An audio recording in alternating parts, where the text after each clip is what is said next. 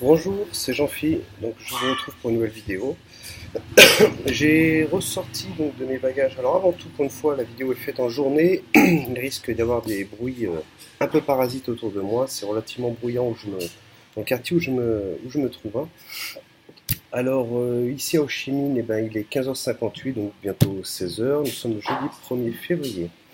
Donc une vidéo impro comme d'habitude. J'ai ressorti de mes bagages la Myth non 25 que je vous ai présenté la dernière fois, mais la Myth 22. Donc comme j'avais envie de le recoiler, de le nettoyer et tout ça, bah, je me suis dit pourquoi pas le faire avec une petite vidéo. Voilà, donc je bascule directement la cam sur le bureau, hein, et puis bah, on essaie de voir tout ça ensemble.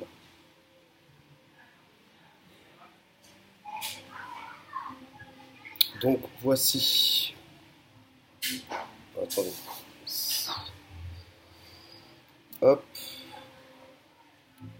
Donc voici la bête, la MiG 22 qui a été présentée par de nombreux reviewers. Donc à mon avis vous le connaissez déjà. Voilà, bon, petite rétrospective dessus. Voilà, juste pour le plaisir de le remonter parce que je me souviens qu'à l'époque la map était relativement agréable sur celui-ci. Voilà, donc quoi vous dire, diamètre donc 22 mm, hauteur cendrille type 55, une capacité de jus de 3,5 ml, euh, et il est prévu que pour du single coil. Voilà, donc sans plus tarder, je vais le mettre en pièces. Donc le drip type noir. Alors éventuellement, j'ai un autre drip type. Je ne sais plus lequel atout il me vient. Je trouve qu'il est éventuellement pas mal, hein, je trouve, voilà. Bon, après les goûts et les couleurs, hein, voilà. Il y en a qui ne peuvent ne pas aimer ces petits petits blancs là, alors que je crois que voilà, qui se dévissent. Voilà, c'est un peu cracra, hein. Ok, donc ça devait être un drip type propriétaire et avec un adaptateur pour pouvoir le mettre sur n'importe quel pin 510. Voilà. Donc je démonte. Bon, bah, du coup je vais enlever le drip type. Je démonte le top cap. Voilà. Donc je l'avais déjà nettoyé avant de le ranger dans mes bagages, hein, il est relativement propre. Les joints ont l'air d'être bien en place, donc il n'y a pas de souci. Il y a un petit joint d'étanchéité euh, au niveau du détop, afin de faire une isolation au niveau de la cheminée qui se trouve ici, hein. Par contre, je suis en train de regarder et de mémoire, effectivement, il n'y a pas de. Attendez, que je ne dise pas de bêtises. Il n'y a pas de joint entre le bouchon, hein, le top et le tank, hein. Donc, bon, jamais eu de souci particulier, hein. Donc, on va continuer à le dévisser, si j'y arrive, bien sûr. Voilà. Donc, le plateau de montage. Hein. Donc sa spécificité de celui-ci, c'est que il a un airflow. Alors ils disent en 3D. Ouais, enfin bon, il a deux arrivées d'air différentes, hein. Une en bottom qui ressort ici et une au niveau latéral ici. Voilà. Enfin, excusez-moi pour le bruit. J'espère que sur la vidéo on ne l'entendra pas. C'est un scooter qui passe, ou plutôt une moto. Et donc vous avez à la fois l'air qui tape en dessous du coil par ici, hein, puisque l'air est pris à ce niveau-là. Et vous avez également l'air qui se distribue sur le côté du coil grâce à cette espèce d'arrivée d'air en biseau à 45 degrés là. Voilà. Donc le poste, ce sont des très bonnes vis cruciformes, assez grosses, hein. Je ne sais pas si vous allez bien le voir. Elles sont quand même assez balèzes. Donc gage de qualité quand même au niveau du serrage, bon, voilà, pas de souci particulier. Je vous ai pas montré le dessous, bon, il n'y a rien de transcendant, hein. Les inscriptions habituelles, un numéro de série là-haut, un pin qui ne ressort pas assez pour éventuellement le mettre sur un atto hybride. Je ne sais pas s'il est réglable ou s'il tient tout simplement le pôle positif, hein, qui se trouve ici, qui est isolé par un plastique, enfin un pic, une matière isolante là, qui isole. Alors je ne sais pas de mémoire si quand je dévisse ceci, il retient uniquement le pin positif de l'atomiseur, hein. Bon, de toute façon, moi je vais monter sur une box, hein, j'ai pas besoin de me soucier de ça. Ok, donc voilà. Et donc on peut finir le démontage. Donc cette partie, moi, souvent c'est relativement difficile. Donc je vais m'équiper tout simplement d'une pince pour dévisser. Alors attendez, et il est soudé quoi, hein, le truc. Hein. Il est soudé, j'ai peur de péter le Pyrex. J'espère que je vais pas vous péter. Bon, bah écoutez, voilà. Il y a très très longtemps qu'il n'a pas servi, et là c'est carrément, mais comme si qu'il avait été soudé. Hein. Bon, donc je vais pas le démonter, je voulais juste vous montrer la chambre d'atomisation qui se trouve là. Elle a un léger... ouais, il y a un petit dôme au fond là. Hein. Enfin bon, ces histoires de dôme chimère ou en réalité pour les saveurs, bon, on voit certains drippers qui n'ont pas du tout de chambre de dôme dedans, et ça n'empêche pas une bonne inhalation gustative, hein, des arômes. Hein. Donc bon, je vais pas déconsolider puisque vous voyez là, je pense que c'est ma petite pince qui va rendre l'âme, et si je force de trop, j'ai peur de péter le Pyrex. Ok. Bon, voilà, donc là, toujours l'emblème, hein, Amit, et également le nom Amit par Geekvape. Ok, voilà. Donc on va procéder sans plus attendre au montage d'un coil. Qu'est-ce que je vais foutre dessus? Qu'est-ce que je vais foutre dessus? Je vous dis, c'est de l'impro, j'ai rien préparé. Hein, voilà. Alors j'ai ma petite boîte à malice. Là, dedans, il y a plusieurs. C'est un peu un mélange en fait. Hein. Voilà, donc je vais utiliser un qui m'avait déjà servi sur un autre montage. J'avais dû passer de l'Apocalypse en single en fait, de chez Armageddon Dripper, et finalement j'ai voulu plutôt le repasser en double coil. Donc du coup j'ai refait deux coils à l'identique, et celui-ci je l'ai mis de côté justement pour une occasion comme celle-ci, en espérant qu'il ne soit pas trop gros. Alors je l'ai fait toujours en 3 mm, et là on compte 1, 2, 3, 4, 5, 6 tours. Donc à mon avis on sera peut-être vers les 0,60, hein. Toujours sur de l'alien. Hein. Voilà. Donc on va resserrer les pattes. Donc là, très facilement. Alors, excusez-moi pour le bruit. Hein. Je prépare ma super caisse à outils. Hein. Vous la connaissez, ma caisse à outils. Hein. Super bricolage maison, vous avez vu. Pour l'instant, ça me suffit. Je passe pas non plus donc ma journée à faire 10 montages différents. Hein, voilà. Donc ça me suffit amplement. Donc avec un T, je dévisse les crucis. Comme ceci. Je dévisse le deuxième. Voilà. Ça doit être assez suffisant. Je vais m'aider toujours du petit gabarit sympa qui coûte 2 francs 6 sous sur le site chinois. Pour ce qu'on en a à faire, ça suffit largement. Donc voilà, alors je vais essayer de le positionner un petit peu comme ceci. Bon, de toute façon, après, je vais le régler. Donc je vais quasiment même le poser. Vous voyez, je vais quasiment le poser sur l'airflow du bas, et je vais le remonter par la suite. Ce sera beaucoup plus facile. Ok. Donc, eh bien, écoutez, au niveau longueur de patte, j'ai du pot. Hein, c'est pas mal. C'est pas mal, c'est pas mal. Donc celui-ci est pas mal. Bah, écoutez, je vais le serrer comme ça. Ok. Alors, je prends. En fait, il faudrait peut-être que je m'achète quand même, que j'investisse dans des tournevis un petit peu plus longs. Peut-être moins galère que de s'amuser à visser avec ce petit outil là. Bon, pour cet ato, ça se monte, mais alors vraiment, ça c'est un ato de débutant, ça. Voilà, pour du reconstructible, ça c'est génial. Les single coil, donc une patte dans chaque poste, on met comme ça, voilà, je serre un peu comme ceci. Alors là, je vais le placer,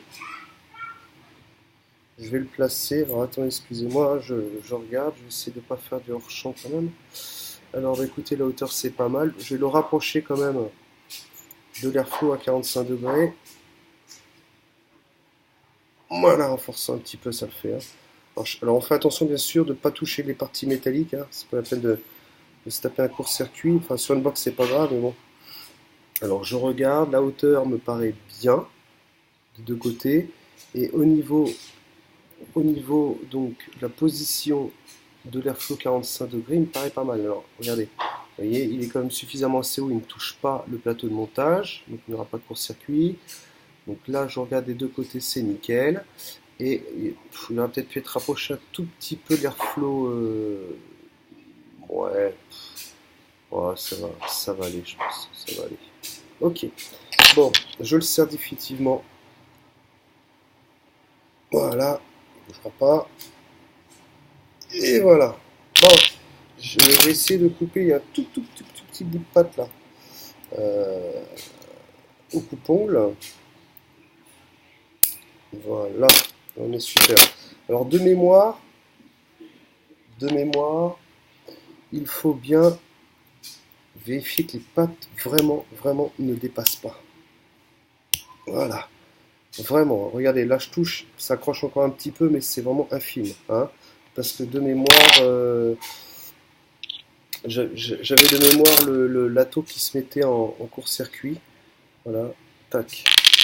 Bon, alors, il est centré. Je regarde encore à nouveau. C'est bon. Ok.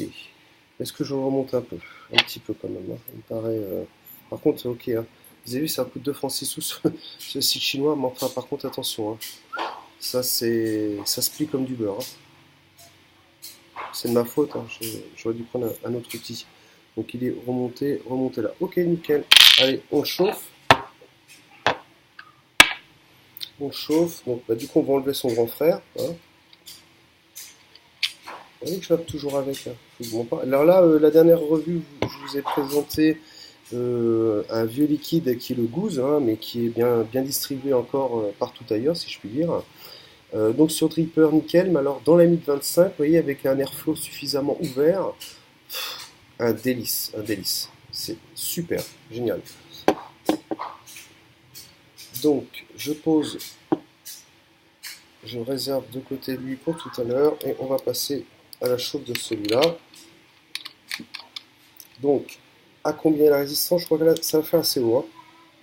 Ah non, ça va. 0,49, 0,50 quoi. Ok, ça va. Parce qu'il y avait comme 6 tours. Donc je pensais que ça allait quand même la faire monter. Alors, qu'est-ce qu'il dit? Je vais baisser un petit peu. Bon, je vais le faire chauffer, voilà, progressivement, 27 watts. Donc l'excédent. Donc voilà, alors là il a besoin d'être gratouillé, forcément, hein. Forcément. C'est vrai que pareil, j'ai vu ça à plusieurs reprises. Je crois que je vous l'avais déjà dit ça. Une petite brosse métallique, je pense que c'est beaucoup plus sympa et beaucoup plus efficace que mon outil actuel, hein. Alors, c'est mieux.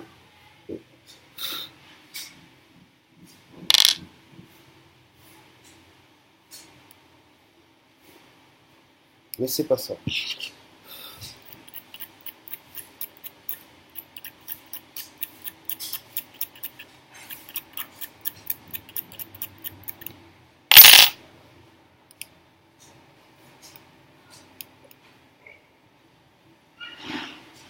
Voilà. Ok, je vais monter un petit peu plus dans les watts. Ça, c'est un col qui peut encaisser quand même, hein. C'est pas... On n'est pas sur des micro-coils. Et ben ma foi, c'est pas mal.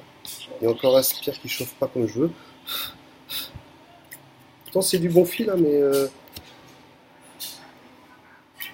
des fois, le rodage, entre guillemets, en reprenant les expressions qu'on entend régulièrement, le rodage se fait pas forcément vite. Même si quand il chauffe, une petite partie bleutée qui n'est pas désagréable. Bon, bah écoutez, c'est pas mal, hein. Ok, je vais le mettre de côté pour préparer mon coton. Alors comme d'habitude, on change pas l'équipe qui gagne. Hop. Alors là par contre, le bestiau, il aime surtout pas qu'on le tasse. Ça veut dire que des fois, à vraiment pas trop le tasser, j'ai fait quand même quelques fuites. Hein. Donc, je prends un morceau de coton. Voilà, je vais le faire gagner un petit peu de longueur en arrachant un peu les fibres. Voilà. Bon, pour passer dans du 3 mm, ça me paraît pas mal. Hop. Le Père Noël qui perd un morceau de sa barbe là. Allez, hop. On fait la petite pointe qui va bien.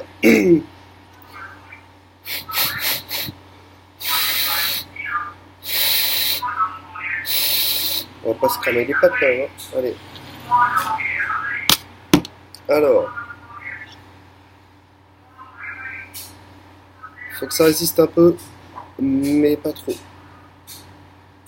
Et pour éviter de faire un barrage. Voilà, regardez. Tac. Voilà. Comme ça évite de faire un barrage au niveau du jus, parce que alors, évidemment, si le coton est complètement tassé au niveau du coil, là-dedans, là, forcément, mais il y a rien qui draine, hein, ça c'est une certitude. Alors, mon coton, ben moi je le coupe, ben voilà, pour que ça tombe. Alors, pas complètement, parce qu'en fait, le coton, il va pas aller en bas. Excusez-moi pour le bruit.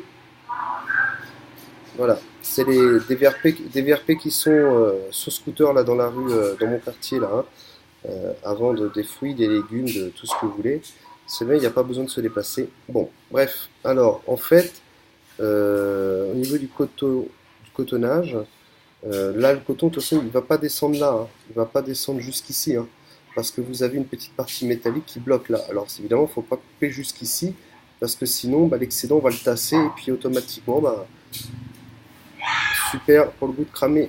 Alors moi j'y vais un petit peu au tatillon, on va faire comme ça, hein. Là c'est vraiment pas beaucoup, hein. Voilà, vous voyez, c'est pas beaucoup, hein. C'est vraiment pour le poser le coton dessus, hein. Alors c'est pour ça qu'après il est peut-être mieux d'y mettre des jus, alors pas en dessous de 50-50 c'est sûr, parce que là c'est beaucoup trop liquide. Là vous avez plus qu'à vous lécher les doigts après, hein. Euh, mais voilà, bon. On va y aller comme ça pour l'instant. Je vais le désépaissir avec une petite clé Allen minuscule. Là, là c'est vraiment pour que le coton soit aéré. Voilà. Alors moi, je refais une petite coupe sur les côtés. Hein. Voilà. On refait une petite coupe ici, une petite coupe ici. Voilà. Là vraiment, il y a très peu de coton, hein. Ça va m'éviter de me cramer la bouche.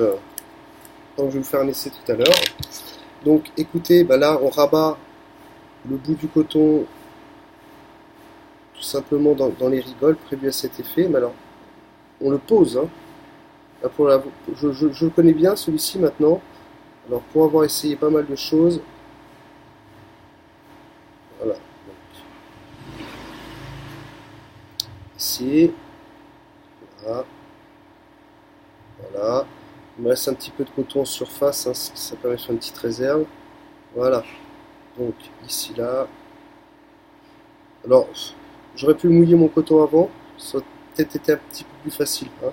Donc je vois bien qu'il y a un tout petit trou, parce qu'en fait c'est le jus comble tout cet espace, hein, mais la remontée se fait uniquement par un tout petit trou. Hein. Alors attendez, est-ce que vous allez voir le tout petit trou? Ah, je sais pas, on verra, hein, je ferai ça en montage.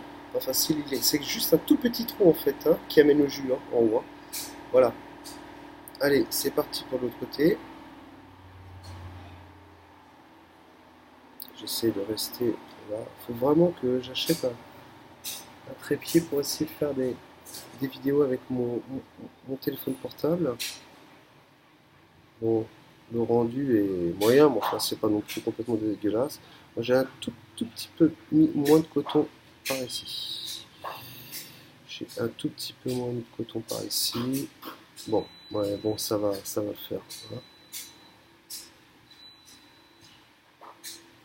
Voilà. Alors attendez, parce que j'ai mon écran d'ordi qui se coupe et puis du coup je vois plus trop si je suis hors champ ou pas. Alors voilà.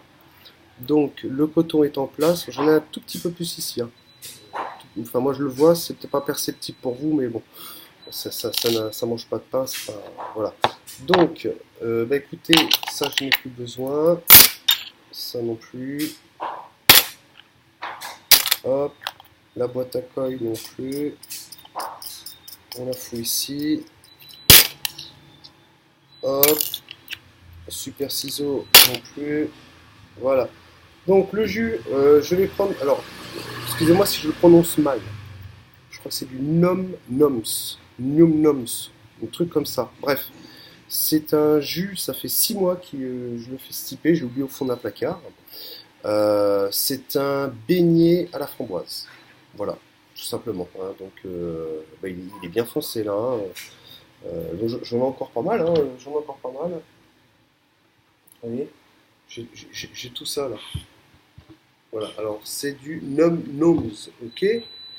Et c'est donc Premium Flavor Shoot, ok? Et c'est le Doug, voilà. Donc à l'époque fait en 20%, j'avais fait 600 ml, je crois dans une base de 30 glycine végétale et attendez, 30-70, donc 30 propylène-glycol, 70 glycine végétale, voilà. Donc vous voyez, il est carrément foncé, même plus que celui avec la petite fiole. Je pense que c'est le même, hein. Je vais vérifier. Il me reste des fonds comme ça et bah, je perds rien parce que là où je suis, j'ai pas la chance d'avoir pour l'instant, je pense du jus de qualité comme on trouve en France dans des pays européens. Alors là, je vous dis une bêtise. Eh ben, je vous dis une bêtise. Ça, c'est du guanabana. Voilà, c'est du guanabana.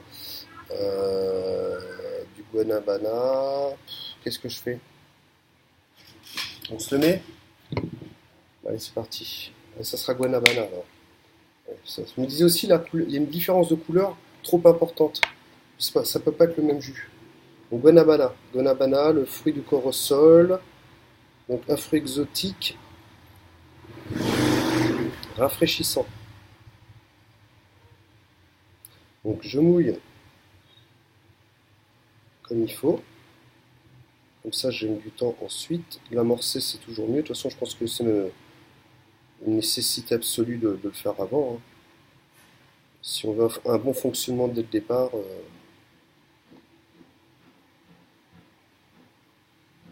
Voilà. Alors, normalement, mes pattes qui se trouvent derrière, les pattes du col qui se trouvent derrière le poste de montage, normalement, je les ai bien rabattues, hein. Donc, théoriquement, on ne devrait pas être embêté. Donc, voici. Alors le coton est en place, je regarde bien, ok, enfin, je regarde bien que les deux petits trous, tout petits trous en fait, hein, soient bien obstrués par le coton, ça évitera que vraiment, forcément au remplissage, c'est pas obstrué automatiquement, tout va redégorger dans les airflows, et puis évidemment, bonjour le liquide, ok, donc là c'est bon, ok, donc du coup je le monte là, j'espère que mes petits pattes, voilà. Et pour le remplissage, eh ben, je ferme les arrivées de jus. Ok? Voilà. Donc on ferme les arrivées de jus en continuant. Vous avez l'airflow qui fait des à cran. Voilà. Et quand l'airflow est complètement fermé, que vous continuez à tourner, c'est l'arrivée de jus que vous jouez sur l'arrivée de jus. Ça marche? Donc il est serré. Bon bah là, il est serré, voilà, on l'a vu tout à l'heure. Donc je remplis ras la gueule le bidule.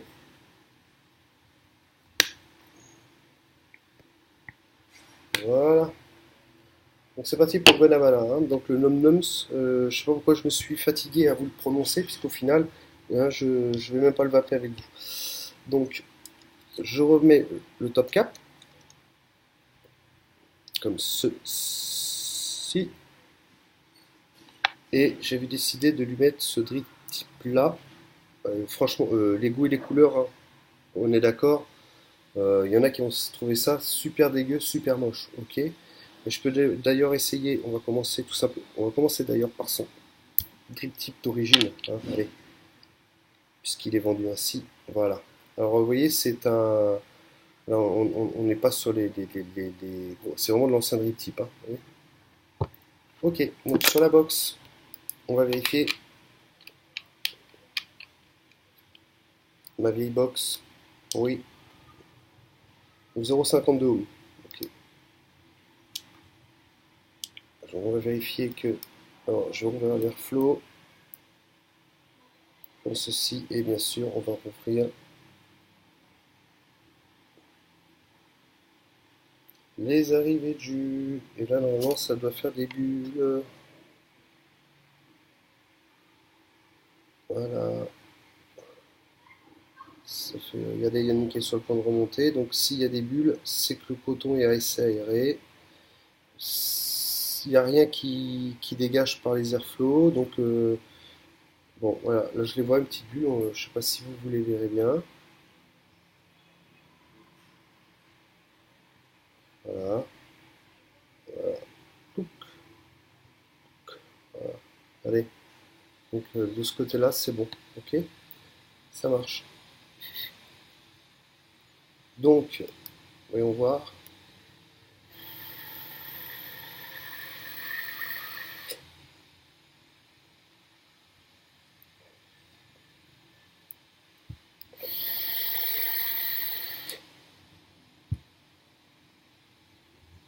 Ouais, saveur. Pas mal. Oula dame, on a mis là-dedans. Faut tousser un petit peu. Je vous l'avais déjà dit. Voilà. Alors, je reviens sur. Je vous remets la cam sur moi. Brrr. Voilà. Donc, le montage, voici. La box, la regardez pas, elle est moche. Surtout que je fais pas d'effort, hein, parce que j'ai une relo que j'utilise surtout quand je sors. Je veux pas t'emmerder avec la batterie. Donc là, je suis en train de recharger des nouveaux accus que j'avais achetés avant de venir. Voilà. Hein, voilà. Là, j'ai mes nouveaux accus qui chargent. Alors, je sais pas si, quand ils sont nouveaux, il faut les faire plein de charge ou les vider complètement et les charger. Mais normalement, je crois que ces nouveaux accus, il n'y a plus de mémoire de charge, hein. Donc moi, je les blingue, je les charge, je crois que je les ai jamais utilisées, celles-ci, ok.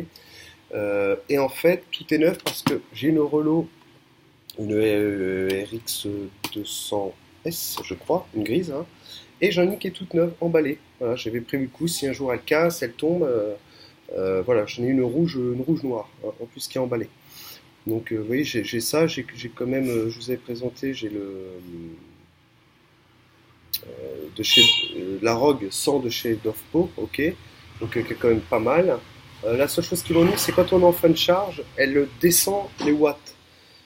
Elle descend au niveau des watts. Moi, je préfère quand la box se coupe. Voilà. J'aime pas vaper en dessous de la puissance que j'ai demandé à la box. Ça m'agace. Voilà. Je préfère que que la batterie clignote et qu'elle se coupe. Je recharge mes accus, mais j'aime pas quand ça, voilà, elle descend. Ok. Alors comment ça va? Alors là, je vais ouvrir à fond l'airflow, ok.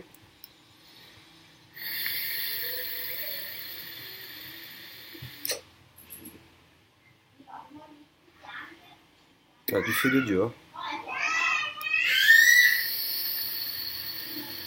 Alors, avec la Myth 22 comme le 25, même quand les airflows sont ouverts au max, comme ici, hein, comme ici, ou là, les œils de cyclope ont l'air d'être identiques à peu près sur les deux. Attendez, je regarde.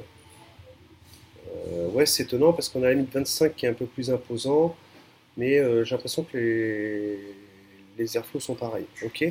Alors même quand l'airflow est ouvert à fond, il y a une légère restriction quand même, hein. C'est pas, je prends je prends voilà, un tube en PVC et j'aspire librement comme certains atouts. Là, non, il y a même ouvert à fond, il y a une certaine restriction.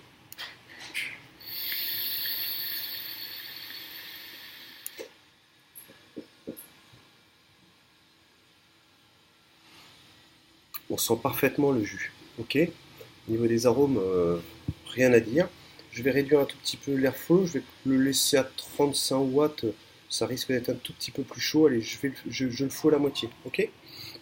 À la moitié pour voir au niveau gustatif si je gagne un petit peu. Je risque de gagner un peu en chaleur aussi, hein.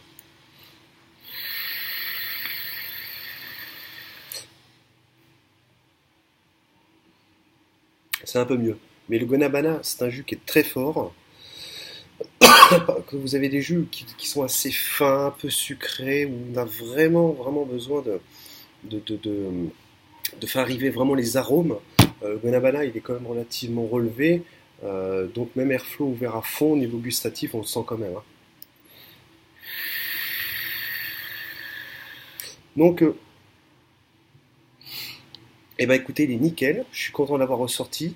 De mémoire, effectivement, ça y est, je me souviens qu'effectivement j'avais dû déjà vouloir changer, enfin nettoyer le Pyrex comme il faut et j'avais pas pu le faire effectivement parce que la partie d'eau est complètement soudée.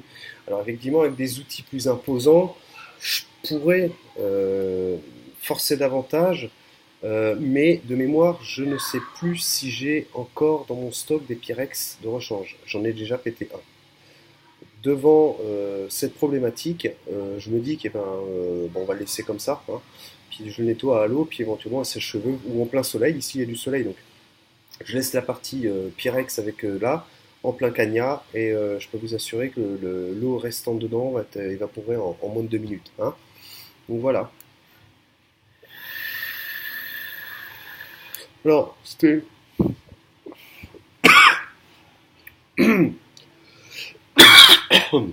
Vous avez le droit à toutes les vidéos, hein. Excusez-moi.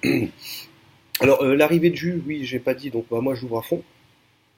Sur le Guanabana, là, je l'ai pas marqué. Mais comme de mémoire, tous mes derniers jus, j'ai fait en 30-70. Il est assez un peu plus visqueux. Je peux me permettre de laisser les arrivées de jus ouverts à fond. Ok?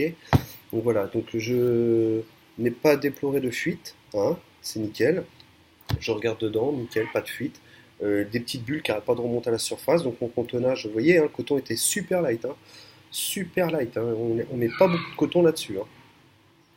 Je vous assure, un jour laissez-vous aller un petit peu à mettre le coton, vous allez voir tout de suite, l'irrigation elle se fait plus et terminé, vous n'avez plus qu'à recommencer le montage. Donc l'avantage quand même de celui-ci, je peux dévisser, le retourner et je peux juste dévisser la base, ce qui me permet d'accéder au coil, hein, en renversant le tank et que le jus, voilà, j'ai pas vidé mon tank pour refaire mon montage. Ça aussi c'est un point positif. Alors moi je suis un amoureux des amites. J'étais passé à mythe 25 parce qu'au niveau gustatif, je pensais que moi au départ, troquer de la contenance sur un diamètre comme la mythe 25 contre ce petit à mythe 22, je me suis dit, bon, au niveau gustatif, à mon avis, je vais en perdre pour privilégier une contenance supérieure. De fait, c'est bien foutu parce qu'au niveau saveur, la mythe 25 est super également. Donc je suis un amoureux des amites, hein. Généralement, j'aime bien les produits Geek Vape, hein. Enfin, en général, voilà, les produits Geek Vape, j'aime bien au niveau des atomiseurs. J'ai aussi, ben, je vous ai présenté le Peerless. Le Peerless, au niveau saveur, c'est pas ce qu'il y a de mieux, hein. Mais bon, c'est pas mal. Enfin, revenons sur nos moutons. Voilà, donc bah, écoutez, je vais vous quitter sur une petite barre.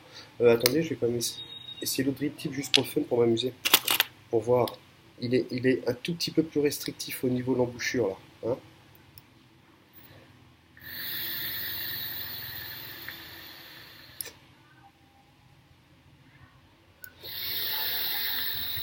Voilà. Pour le coup, il est plus restrictif ici.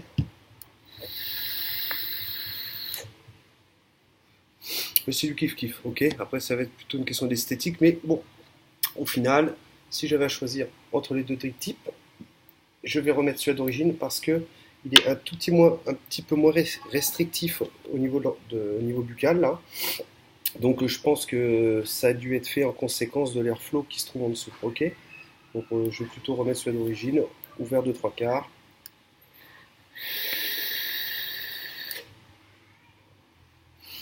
Voilà. Bah écoutez, je ne sais pas si ça vous aura servi à quelque chose, cette petite présentation de la Mythe 22. Il y en a eu des tonnes, c'est pas grave, la vape c'est que du bonheur, on se fait plaisir, ok. Et puis bah écoutez, j'essaierai, j'attends toujours mon matériel, hein. J'ai envoyé un mail au support de Gearbest. J'ai fait une commande chez les Chinois là. Normalement, je suis pas très loin de eux, mais au final, des livraisons, c'est le même que si j'étais en France. Donc bon, au final, voilà, c'est pas grave. Je le fais parce que financièrement, ben, à la source, c'est quand même un peu moins cher et voilà. Et puis de toute façon, la chose étant réglée, puisque si je commence à commander des matos sur du shop français pour la destination où je me trouve actuellement, de toute façon, ça n'arrivera pas, hein. Et ils ne le livreront pas, ça coûte beaucoup trop cher, ça va coûter plus cher que le prix de la taupe, ok? Voilà, donc bah, je vous dis à bientôt. Oui, ce que je veux vous dire, c'est que la commande que j'attends, bah, j'attends toujours ma première box mecha en bottom feeder. J'en ai pas, jamais essayé. Donc ça va être avec un immense plaisir que j'essaierai de tester ça avec vous si je reçois le matériel lors de la prochaine vidéo. Voilà, allez, je vous dis bye bye et je vous quitte sur une dernière latte.